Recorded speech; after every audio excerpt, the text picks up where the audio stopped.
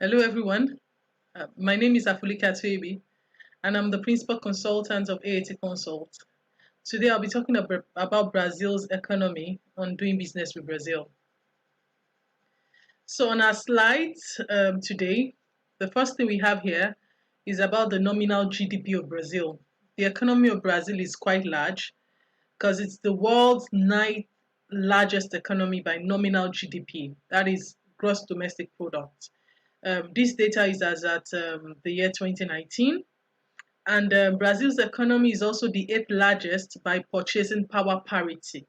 Now, this particular data is as at the year 2020, which is this year. Okay, so what are the characteristics of Brazil's economy? The Brazilian economy is characterized by a mixed economy that relies on import substitution to achieve economic growth. Therefore, what they do is that when it comes to importation, they have heavy taxes on importation because they have industries within Brazil, and these industries are actually encouraged to produce items for the Brazilians inside of the country, and Brazilians are much more encouraged to buy their own products than foreign products. So therefore, it's actually a mixed economy. Yes, they do import products, but the imported products are quite expensive, so that Brazilians are encouraged to buy much more of products which are produced in Brazil. Okay, so the country group, whereas Nigeria will be referred to as a developing country, Brazil is referred to as an emerging country because it is placed in the cadre of an upper middle income economy. Okay, that's what you call emerging country. In this cadre, in this level of countries, you have Brazil, you have Russia, you have India, you have China, you have South Africa. Those are the five countries that belong to this group of emerging countries. Okay, the currency used in Brazil is called the Brazilian real, which the sigla is BRL, but they also use the dollar sign, but it's called real. Okay. Now the GDP, the gross domestic product, as at the year 2019, according to the International Monetary Fund for Brazil, is $1.868 trillion. So that's a lot of money. That's okay. So the financial capital of Brazil is Sao Paulo. Just as you will say that the financial capital of Nigeria is Lagos, the state which is the financial capital for Brazil is Sao Paulo. Now, the trade organizations which Brazil belongs to, we have BRICS, which I just mentioned: Brazil, Russia, India, China, and South Africa. We have the World Trade Organization. We have Mercosur, which is actually the regional bloc. Like Nigeria has ECOWAS. For Brazil, for Latin America, Southern America, you have Mercosur, you have G20, which is the group of countries, 20 countries that make up this group, and you have other trade organizations that Brazil belongs to. Okay, so now the main export partners of Brazil are China. China has 21.8% percentage. That means that Brazil actually exports a lot to Brazil. You have the European Union 16%, you have the United States, Argentina 8%, Japan, and you have other countries 39%. And the main import partners, these are the main countries which Brazil actually imports to. You have the European Union 21.2%, you have China 18.1%, you have the United States, Argentina, South Korea, and you have others which is 35%. What is actually interesting about this data is that the countries in which they export to and they import to, the countries are almost identical, because you have European Union there, you have China, you have United States, and you have Argentina. So you have in like the top five countries, you have four countries which are the same. in this as their major export partners and major import partners.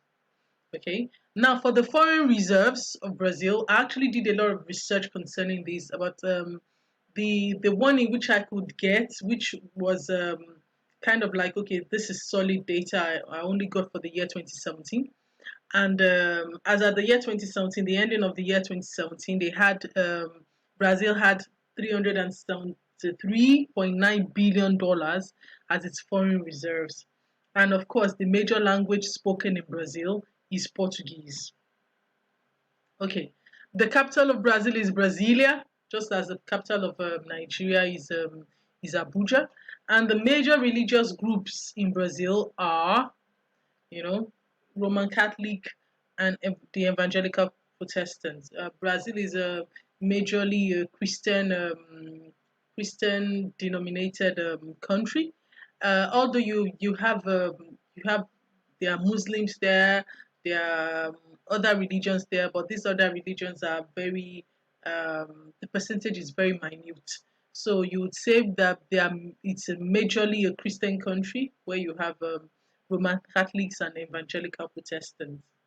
Okay, so what else? Yes, the government is a republic government. You have a president, and for the service industries employ many people and account for almost half of Brazil's economy.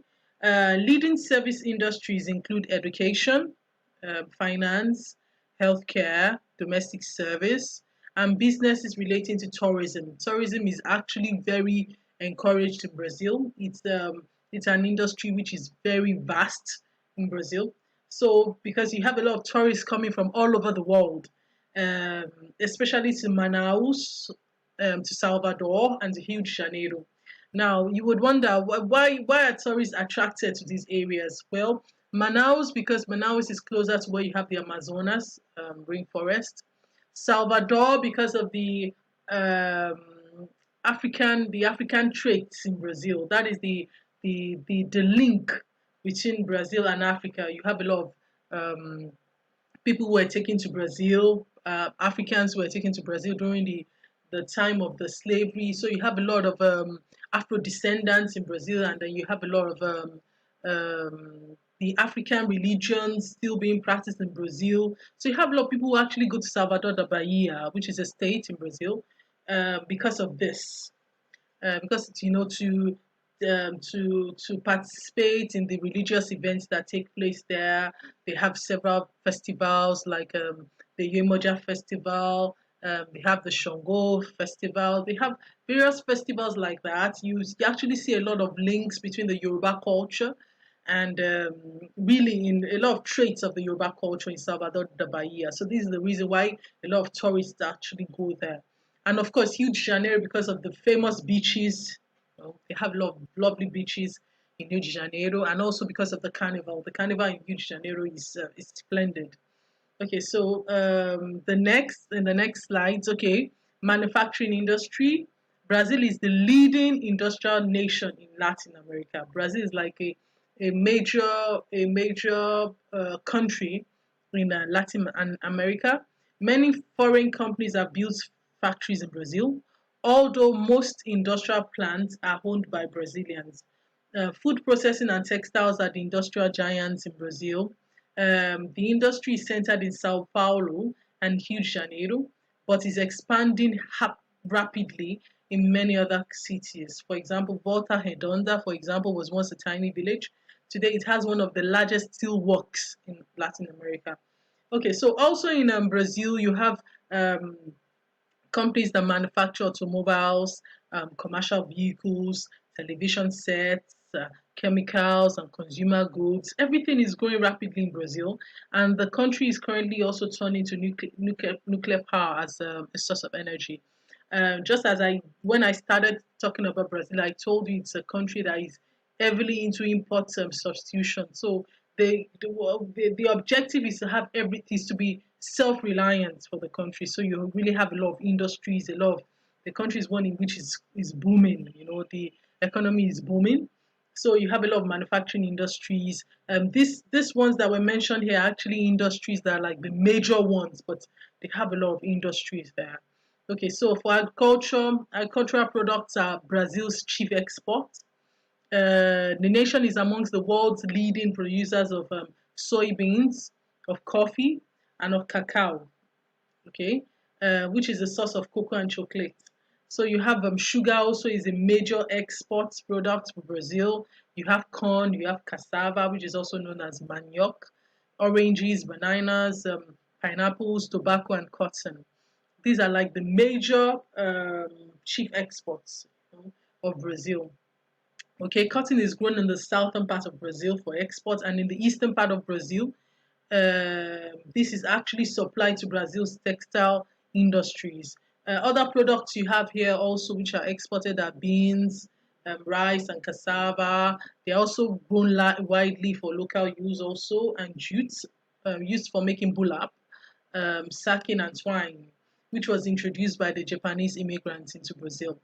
Okay, so Brazil is now a major cattle raising nation, and it exports large quantities of meat and other animal products. Okay, so on next slide, we talk about mining and forestry in Brazil. Iron ore is Brazil's leading single export. Manganese, bauxite, chrome, and many other minerals are mined in Brazil, and new mineral discoveries are constantly being made. Wood is cut also for export and is also processed into wood pulp, paper, and other products. Now, concerning fishing in Brazil, uh, really in Brazil, the major staple is meat. What's in the Brazilian diet anyway. So because of this, most fish is actually exported to other countries. Tuna, sardines, lobsters, and shrimp are caught in the Atlantic Ocean off Brazil's eastern coast, and they are exported, okay, to other countries. Okay, now in our next slide, we talk about energy. A lot of people actually ask me this question. Oh, does Brazil have crude oil? Does he export crude oil? And I say yes. Brazil actually has some offshore oil, but otherwise they also import petroleum. Why? They have oil, but it's not enough, so they need to actually import petroleum into the country also. However, it also relies on hydroelectric energy and nuclear power. For example, the Itaipu hydroelectric power plant on the Paraná River between Brazil and Paraguay is one of the most powerful in the world. Okay, now concerning transportation, this is another area a lot of Nigerians are interested in when it comes to Brazil. They want to know, oh, do you have metro in Brazil? Do you have this? Do you have that in Brazil? How is the transportation in Brazil?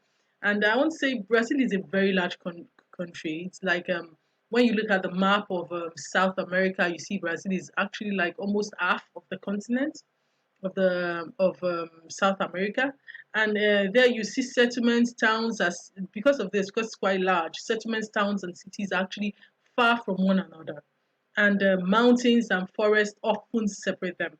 So Brazilians actually have to travel long distances. They have to travel by airplanes.